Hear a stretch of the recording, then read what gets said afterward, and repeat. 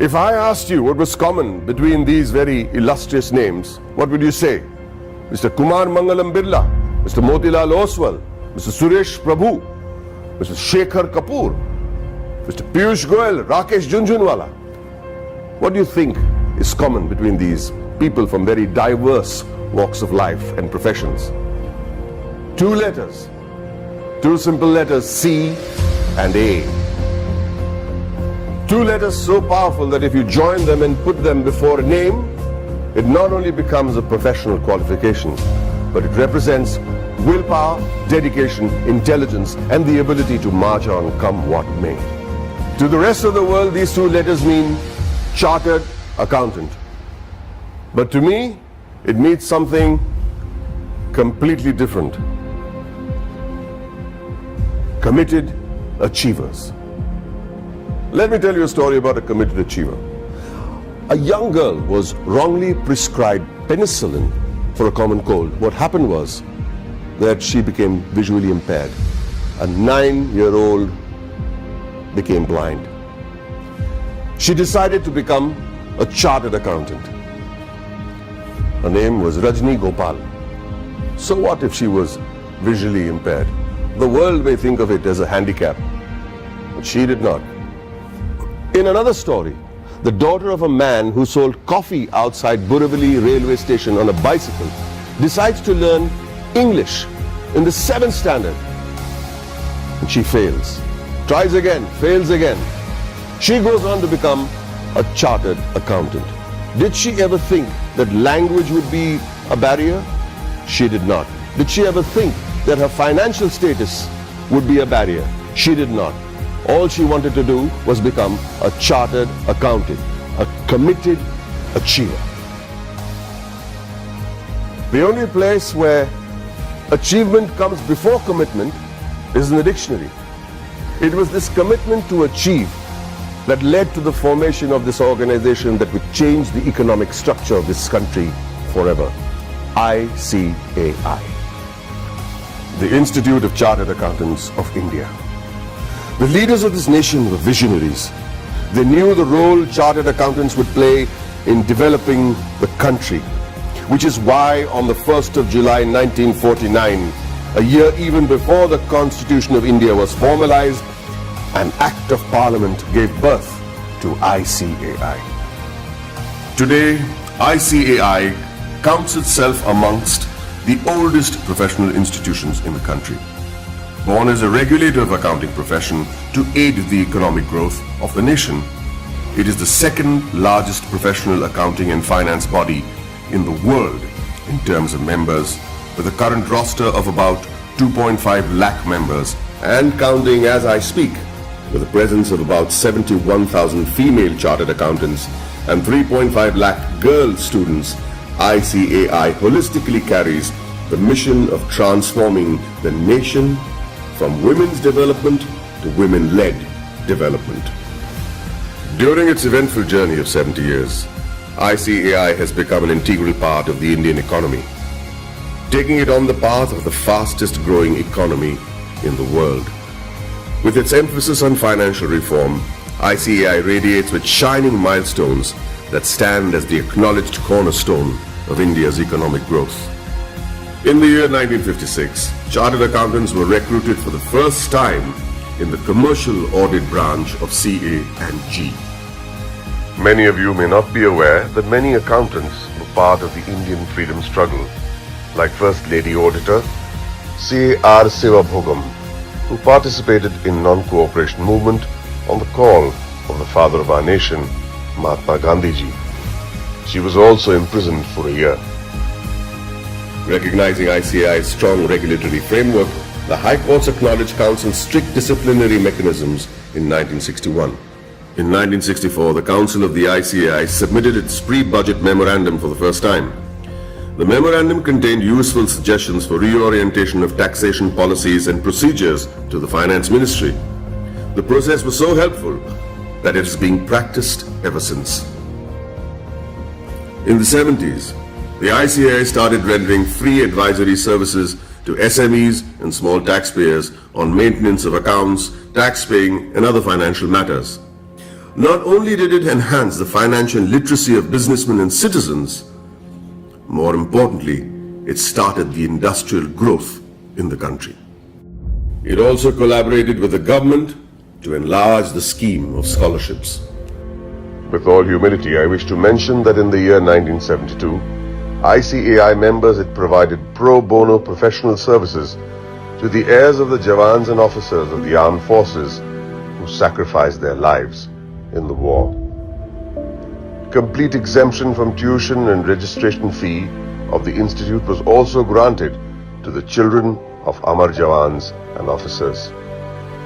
The 80s saw widespread gloom in India's macroeconomic performance due to the prevailing conditions in the country.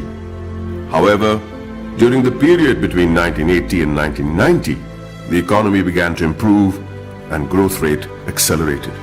The government appointed CA members on various committees like boards of public sector undertakings and nationalized banks. The government also appointed ICAI as an expert and independent advisor on company law, fiscal and various other committees. The corporate sector, the public sector corporations, cooperative societies and public trusts were brought under the accounting discipline by legislation. In the 90s, sales tax audit was introduced in many states, which was a direct result of ICAI's efforts to showcase the role played by the CA community. ICAI developed a research center in the form of a non-profit company to be named as Accounting Research Foundation. It was during this time that the government recognized the ICAI as the sole recommendatory body for setting accounting standards in the country. 2000 and onwards marked the period when many MRA MOUs had been signed with many international bodies such as ICAEW, CPA Australia, Ireland, CICA, etc. ICAI was granted recognition by IGNU as a research center for the benefit of its members and employees to pursue doctoral research from IGNU. eSahayata was launched as an electronic service for members and students of ICAI to provide prompt services against their queries, complaints, and grievances. In 2007, ICAI decided to recognize the CA leaders in industries, which gave birth to a glittering awards function. In 2009, ICAI was awarded the Recognition of Excellence Award by the then President of India, Srimati Pratibha Patil. In the year 2014, the Honorable Prime Minister of India, Sri Narendra Modi, nominated ICAI for the Swachh Bharat Abhiyan. Under the banner of Swachh Bharat Abhiyan, Swachh Vidyalaya Abhiyan was launched in the year 2015 to provide separate toilets for boys and girls in all government schools throughout the country. ICAI undertook a pilot study for the Indian Railways. The in-depth cost analysis helped in streamlining the running of the railways. Considering the importance of the legislation, namely black money, and the imposition of Tax Act 2015, CBDT decided to go all out and conduct workshops with ICAI to clarify any doubt the assessees may have had. ICAI was chosen as the preferred institution to partner with the Government of India to create awareness and maximize the potential of the Income Declaration Scheme 2016. ICAI, jointly with the Ministry of Finance and the Ministry of Commerce and Industry, organized events at more than 470 locations across the country. It was attended by more than 42,000 citizens, including chartered accountants, company secretaries, advocates, and members from trade and industry. ICAI's contribution to the scheme was acknowledged by Shri Arun Jaitley, Honorable Minister of Finance and Corporate Affairs. For the benefit of its members, ICAI established the Indian Institute of Insolvency Professionals of ICAI. ICAI extended its technical and infrastructural support towards the accounting reforms of various government offices. This meant moving from cash to accrual system of accounting after assessing the tremendous positive impact on national financial reporting. It was also an important year for the Indian economy, with GST being touted as the game changer, leading to one nation, one tax.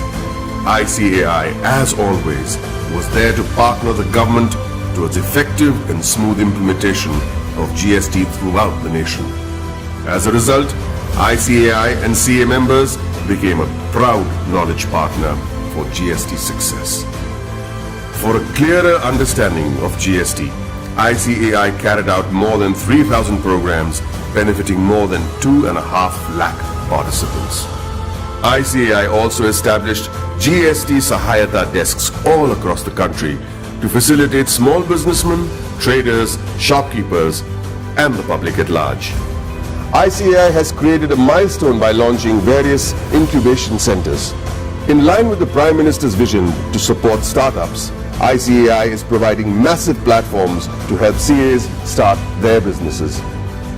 Not many people know that there is an accountancy museum in India, or that the ICAI is the first accounting body in the world to start a digital accounting and insurance board, or that there are 3 forensic labs in India to monitor financial bungling and frauds. With this, the ICAI is keeping its eyes and vision firmly on the future. The ICAI has a very strict code of ethics. Its motto is taken from the Upanishads, Yayeshu Sapteshu Jagriti, which translates as the one that is awake in those that sleep. Here's to the guardians who stayed awake and protected us while the rest of us slept. I'd like to salute this institute for the work it has done in the past 7 decades and wish them the very best in the years to come.